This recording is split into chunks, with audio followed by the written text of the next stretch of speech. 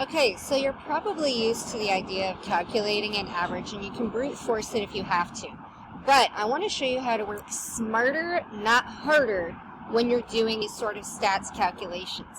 So, for example, here is a Google Sheet where I have some sample data, I completely made it up, about when tomato seeds germinate.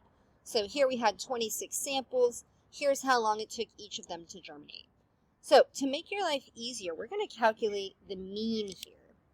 So to do that, you're going to say equals, and you notice down here it's giving you a cue. It's saying, hey, looks like you want to do some sort of equation.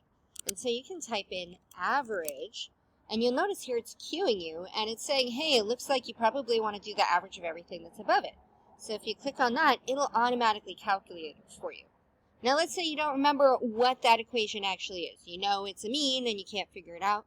You can also go to Insert, Function, and then it's going to give you the ones that you use the most of, or you can go down here to Statistical, and it's going to show you all these different options. And so you can do the same thing here, which is average, and it gives you the cue, hey, where are you wanting to average? And so I'm wanting to average. You can select that area there. Now you can do the same thing, maybe don't add that extra parentheses.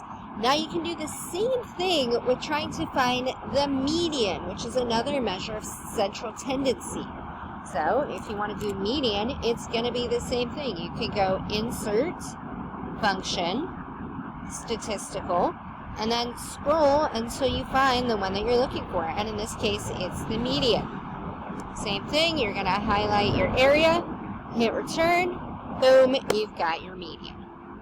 So go try that with the honeybee data and see what your mean and median are for each of the 3 variables that are listed for each year.